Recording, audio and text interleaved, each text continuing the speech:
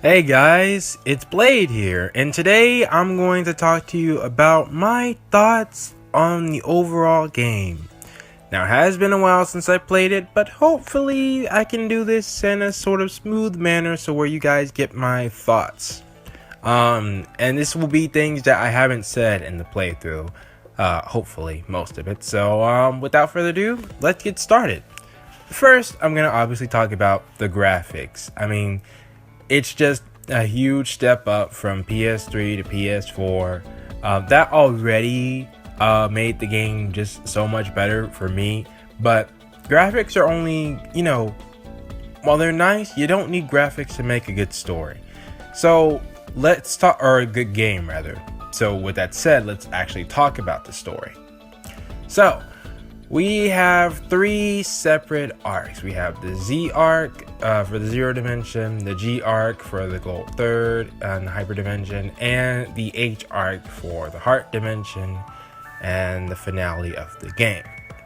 And apparently the developers, they had these three ideas as three separate games and decided to combine them all into one. Now, do I think that's a good idea?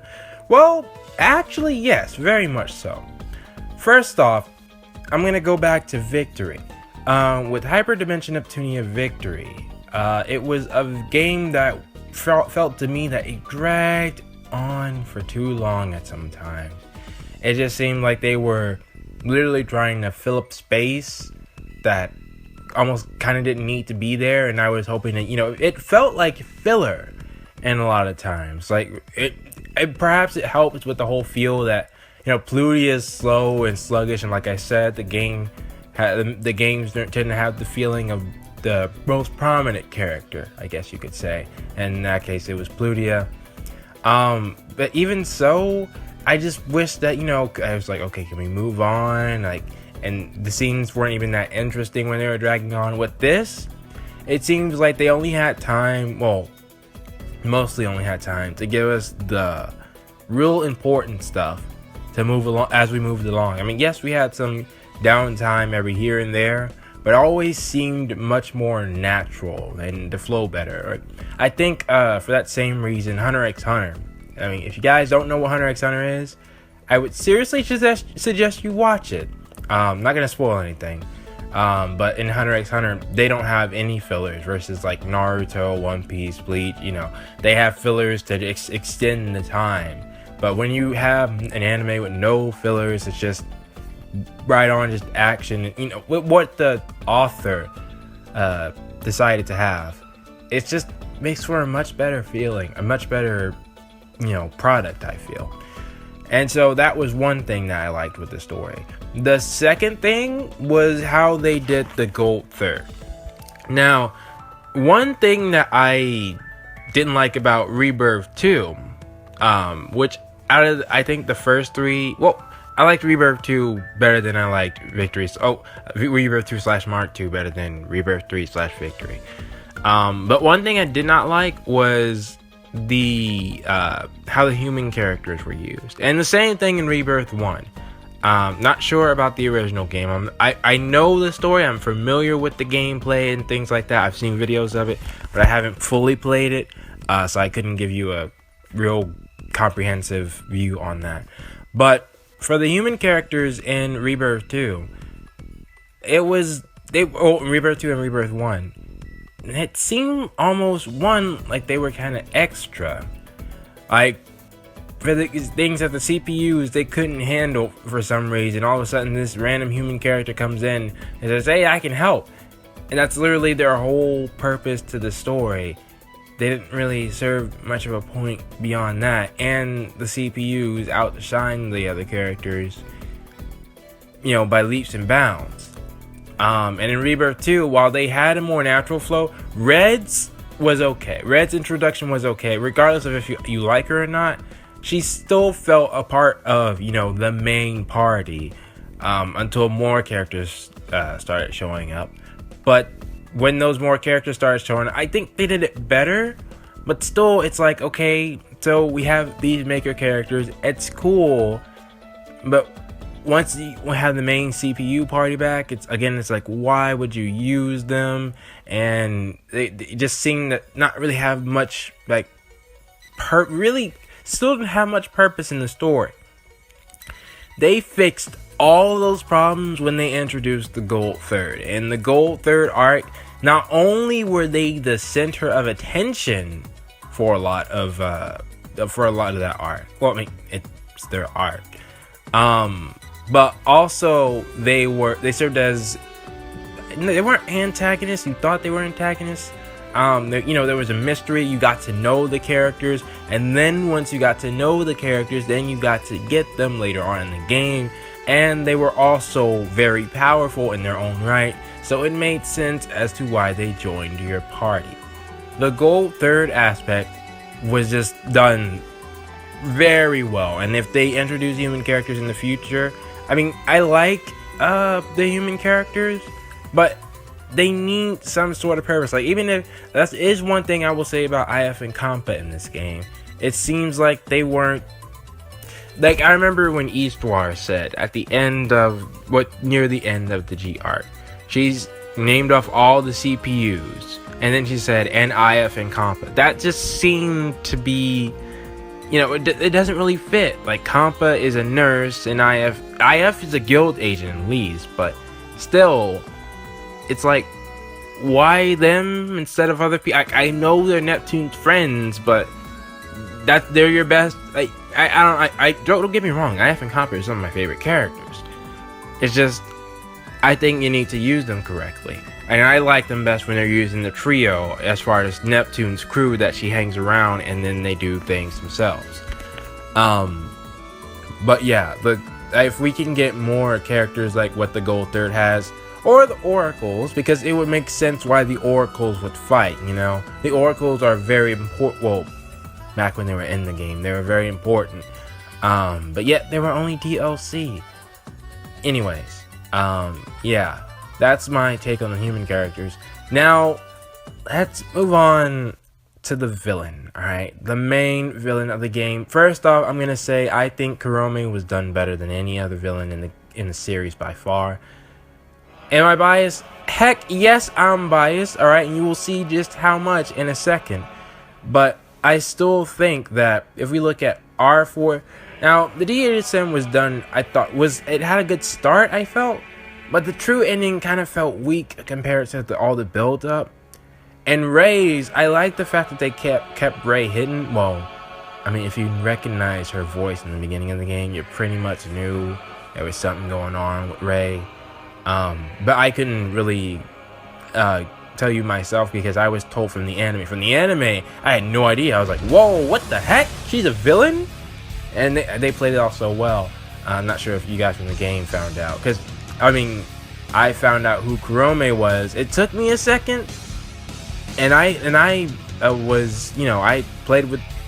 I loved Uzume's Bay. Like, and yet, it took me a while because I guess it's process the voice actor on that. But anyways, going back to Ray, she was powerful, but being powerful alone doesn't necessarily mean you're a good villain. For me, I like if you guys have seen Death Note, with Light, he's a crafty guy. He thinks on his toes. He also, I mean, not that this should be a thing, but I also feel like, for me, it's better when villains are more, they're good looking, they're human, But I'm not trying to say like Light is, like Light is considered attractive by people in the anime or in the manga. But yeah, I think it's better when they're human, so you don't try to alienate them, so you can connect with them more. That, to me, that makes better villains. And Kurome takes the cake. So let's start off. First off, there were little hints to what she was, even in the first arc. And that's why I really like that there were arcs, because she wasn't just a villain of, one arc that she was introduced and, dealt with in the same arc. No, it took place over multiple incidents. Through Zero Dimension, where you get to know Uzume, get to get attached to her, ideally. And then in the G arc, you get to let's focus on the G arc. All right, these are some things I hadn't said during the playthrough that I was trying to keep to myself, guys. I was rooting for her. Okay, let me just say, if we're gonna consider Uzume and Kurome separate characters, which I don't, but let's just say you do. Well, I mean, they are separate characters, but it's complicated. But regardless, let's say, for example, you look at them and you want me to rank Kurome separately from Uzume. Okay, she's above Neptune. That's right, I said it. She is above Neptune. All right, look. I sympathized with Kurome so much. I think I touched upon that in the playthrough. She represents me as a little kid, where I just hated everything for you rejecting the Dreamcast, and I was like, you know what? The other consoles, I just hate them. I wish they could just disappear, and that's what Kurome was doing. She was like, you know what? Forget you guys. You got rid of me. Now I'm gonna get rid of you. And she didn't just do it with wasn't just, well, she does have an extraordinary power, but we got that from it when you introduce it to a hero's character, and then it's like a villain has that too, and especially when they're the same person, you know, it's kind of makes sense. Well, at least not makes sense. I mean, yes, it makes sense, but I guess it kind of validates why the villains are that powerful in a sense. But the sneakiness, like, I won't forget if I go back, you go back to the Bisha clip. That was really the first time where I was saying no. I didn't want Kurome to go too far. Don't misunderstand. Or if you go back to Keisha's clip, where I was saying, Keisha, don't go crazy. This was less in concern for them and more in concern that I didn't want Kurome to do something that would make it so that she couldn't be redeemed in the future, which it seemed like it didn't even matter at the end. But regardless, that was my fear. I knew like I told you guys, I had a theory that turned out to be true, that Kurome was the hyperdimension version of Uzume. Turns out though that Uzume kind of is as well. But the fact is that I felt that this was a different Uzume, not the one that I got to know. But it was still Faye. She just went through a lot of pain. Now, when we found out it could be, mostly self-inflicted, where she was trapped by herself alone and then she got to thinking. But at the same time, she sealed herself to protect her people. She was very much for you. She was apparently before, because remember, I said that Uzume's personality that she has now, like the Uzume that's going to be with us from the future, she developed her personality because she was in an apocalyptic world. She wanted to look tough for the monsters and things like that. But her true personality, Kurome's true personality, was of Orange Heart. And so, that's the kind of person you sealed up. So it would take a lot, just the trauma and the hardship. She had a heartbreaking backstory. Now, Ray did too.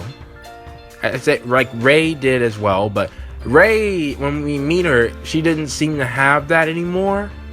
It was mainly because, Ray didn't have that drive. It's only when she got that power then she just went crazy. I mean, yes, she started the 7 Sages, but I didn't feel it as much as Kurome, who just had such utter hatred of just, everything around. Now, don't get me wrong. It's not like I wanted her to actually kill anybody, but just when she was posing as Noir, and when she, what she did to Keisha, or, taking over Sisha, I was scared, yes. But at the same time, it was I can't explain it, honestly. It's something about, I said it in a previous video, and I say it in a future episode in Blonde's game, which you guys are really gonna like that one, I'm gonna say. But sometimes you just need a little evil. I think all of us have, some stress you just need to get out. And to see villains do it, especially on characters that you don't necessarily, have that much of a love for. Now see, that's the thing. If Kurome hurt any of the candidates, if she hurt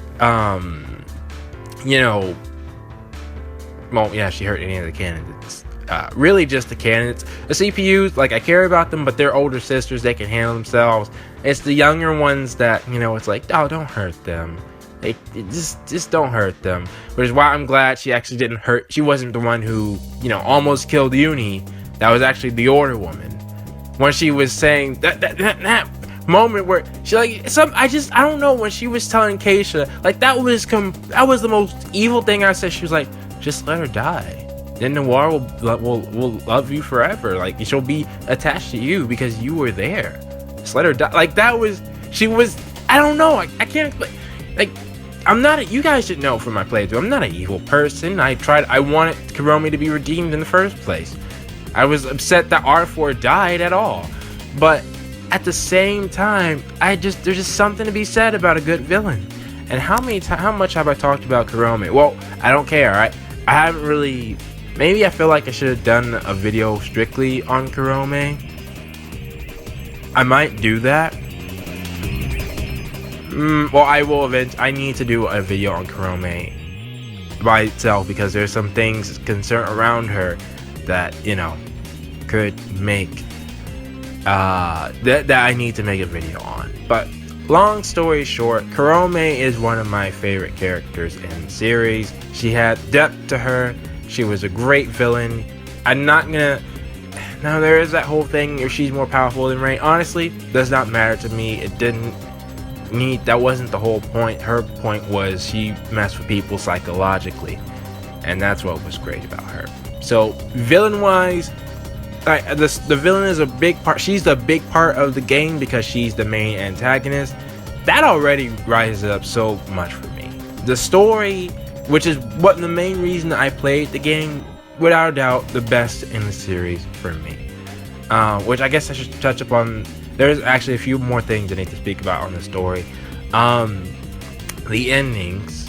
Now, I feel like the Ascension ending was actually the ending they wanted to go with. Now, why do I say that? Well, Uzume is a CPU that could die. And, not have to reappear in the series because the Dreamcast is unfortunately gone. And that could be a good send-off, And since she essentially caused this, and then she rectifies that mistake, and she does it with her life, but people still see she was a good person and everything. That actually kind of happened in a show that came out, well, for me yesterday. I'm not sure when you guys are going to be seeing this, but I don't want to spoil what the show was because that's spoiler for the ending. But yeah, I feel like the Ascension, to me, that was I think most well done out of the three. It's not the one I enjoyed the most, obviously, because I cried, and the true ending, she's happy, everybody, there was so many funny moments in the true ending. But for the true ending, it's like, it had some repetitive moments, when Uzume died for real, I guess you could say. It was like I had already seen it happen once, and the effect was kind of mitigated. Plus, for me personally, I already knew she was confirmed for 3 more games. Even if I was convinced that she was going to be alive, and plus people told me. But I don't know. I feel like it's not just this game, it's also the same for Rebirth 2. I felt the Conquest ending was just much better written, in the sense that it really made the Deity of Sin feel like a legitimate threat instead of she's just easy to beat, how the true ending kind of felt. And then I felt there was no reason to fight the 4 felons again, and just all of that stuff. So I felt the true ending in Rebirth 2 was just, it dragged on for too long. I did like the Holy Sword ending better than the true ending. I think if you wanted to go with a good ending, that would be a good one, I feel. But I think for this game, I would definitely have to say the Ascension ending is the best. And I also don't mind how they did the bad ending. it's one that, you know, it wasn't, you know, it was I mean, it wasn't fun to look at. I mean, unless you just like that stuff. But it was one that you get if you don't watch the game at all. And it's like, okay, you don't even want to play our game. Why are you playing it? Here, take this bad ending. You know, versus the conquest ending where you literally, I've heard stories of people have literally just gotten it without even knowing you could get it, you know, on their first turn. Which I could see that happening. You have to do certain things to get it. So I would definitely say that the bad ending was done. Well, I won't necessarily say it was done better. I would like more bad endings in the future that don't necessarily have. I don't know. I don't know if I want another conquest ending. That's kind of weird to say, but at the same time, I felt something in the conquest ending, and I really felt something in the ascension ending. So there was that, and then there was also the whole. So I also will say that I liked how at the end all three arcs. This is my last thought on the story. I like how all three of the arcs came together at the end. It really rewarded you for sticking through, and it's. You had it again, just by having multiple arcs, it just makes for a more full story, I feel. So the story was, if I had to rate it now, I'm gonna give it an unusually high rating, probably because it has the Dreamcast. All right, I'm basing it on my enjoyment and not necessarily a review standards, but I would definitely give it a 95 out of 100. All right. The 5 points being because the true ending, it felt like they could have done some things better, which is why I feel like it was just felt like, here's a happy ending. We're gonna change this into a happy ending, which isn't necessarily so bad, but you know, for me, I had to take off 5 points. But oh geez, okay. Now we're going to move into the characters. So I've already touched up on how I liked how the gold third was done. But to dive into more about the characters in general, first off, they allowed us to get used to the main characters as well. One thing I always had a problem with, you know, is that once you got all your party members and, you know, switching them out and trying to see, you know, which one you would use more or less and things like that. For most of the game, you don't get a full party until, you know, like that very end, which, I mean, that's kind of the traditional RPG style. But before, in the past games, you've had a full party without having all the characters. So, you know, that can happen. But for this, they focused on Neptune Nepgear, which they did before, and then they gave us Suzume, and then that was just your main party for a long while you got used to the game, got to see what they did, and then you got Adult Neptune, got to see what she did, and then you had individual arcs to try out not only just the other CPUs, get to know them, get to like them, but also the gold third as well. And that is something I think that was really missing from the human characters in the past as well. You didn't get a chance to really try them. Like, once they were introduced, it's like, well, I got CPUs. Why do I need you? Go away. Like, you know what I'm saying? And also, they didn't have much time to interact with the characters. With the arcs, you got to know what the characters were truly about. Like, for example, Esha, my heart skipped a beat when I first saw her. Now when I see her, no hate to Esha fans, of course, but it's like, Esha, come on, give me something. You know, she's not interested in anything, you know? So, but also I know she has the learning skill, which would entice me to bring her along. Well, Esha having the learning skill is unique in the sense of me having to play through, because I didn't want to grind the character too high, and so that would mean she would be too high if I grinded everybody. But anyways, moving on. Oh, and that's another thing. The fact that you have to level up each character individually unless you equip with the learning discs. I also like that a lot better. It makes the game a lot more challenging for me.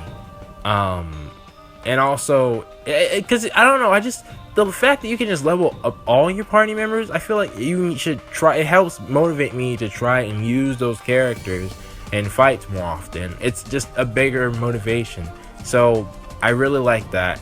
And then also, so let's talk about Victory again. The Neptune and Victory she was kind of a jerk. For lack of, well, no, there is a better word. I just don't want to say it. Nepgear was heavily abused. Noir, Blue Noir, we're not going to get in the Blue Noir. East Noir was pretty much standard. So were IF and Compa. But, you know, there were some characters that were done. There were some character changes that were done in Victory that I think most people did not like. And Megadimension, it's like everybody besides Vert is at their best. Vert, I'm going to talk about Vert more in my character rankings video. Not right now. But I will say that for the most part, like, Neptune seemed like the Neptune that I knew from the first game. Well, I mean, Rebirth 1, not the first game. And Rebirth 2. The one that you heard, you know, she had done so much things in the background to help out all the other nations. That was this Neptune. Victory Neptune, I was like, just where did you come from? And also, just to see the relationship between the sisters. Like, when Uni was, you know, on her deathbed and Noir was crying. Like, you didn't really get to see much of the relationships between the sisters, because in Rebirth 2, the CPUs came later, and that's when they had a full party. And in Rebirth 3, you know, you're in Victory for most of the game. So in this game, you really got to see the relationships between the different families, and that was very nice. Especially, well, Noir and Uni's and Blonde Ram and Rams, because they're the ones that we haven't seen. But also you got to see how the CPUs interact with their citizens and how they interact with, you know, their gold third counterpart in question.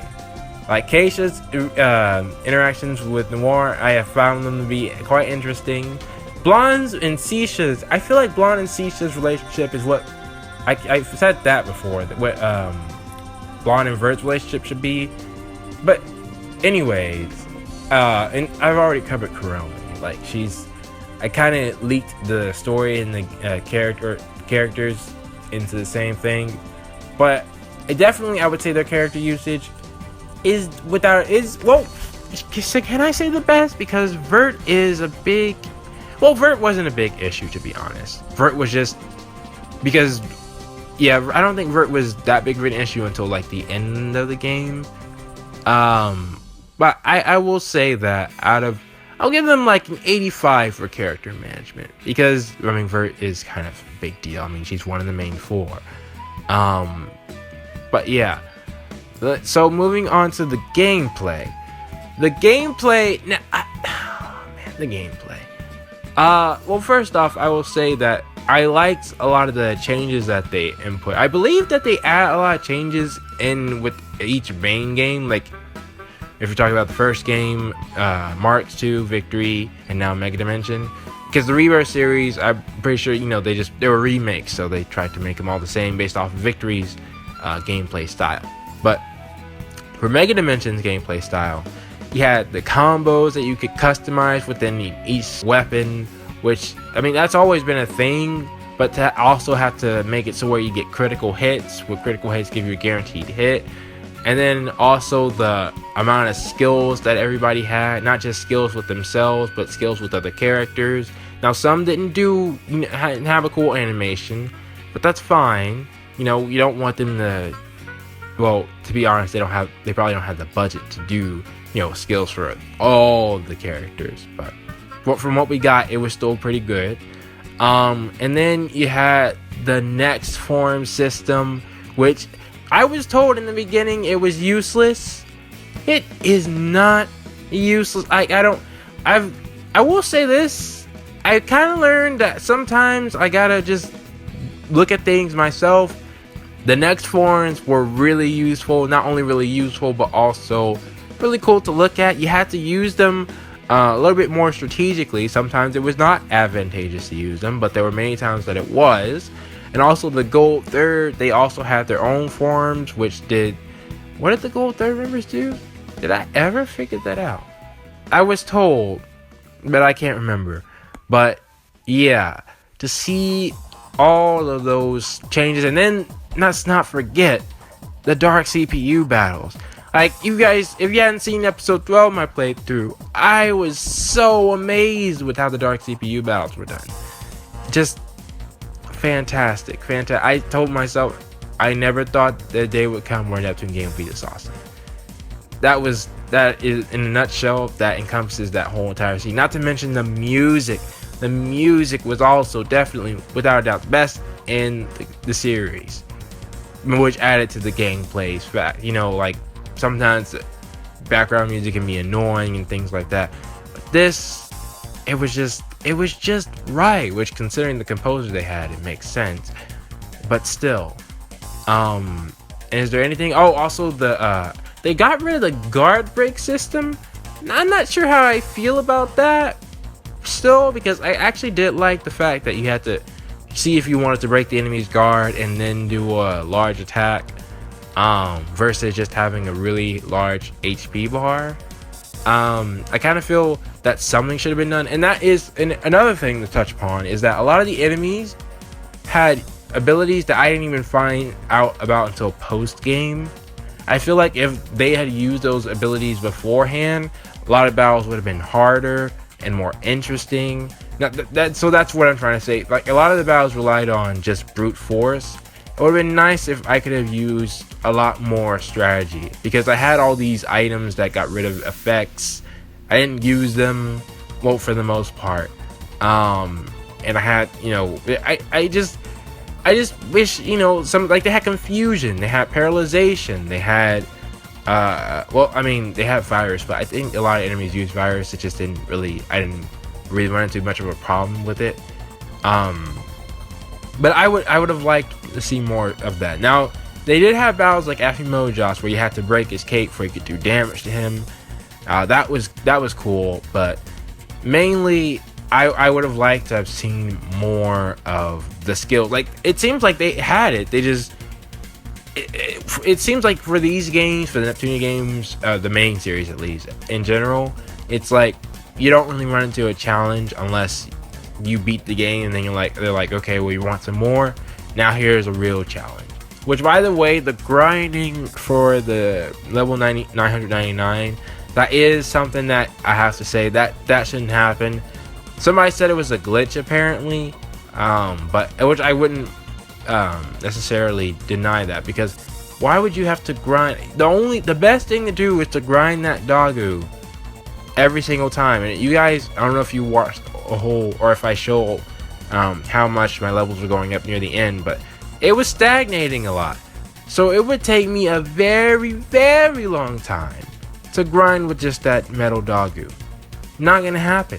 So I would say gameplay wise,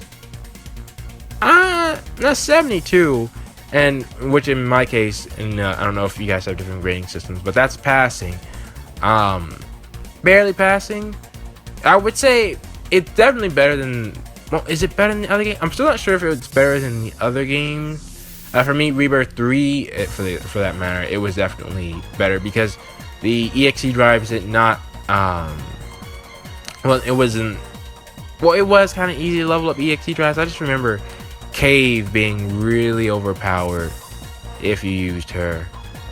Oh, didn't they use SP for I can't remember, but there was something about Rebirth 3 that seemed you really like they didn't balance it. So it's better than Rebirth 3.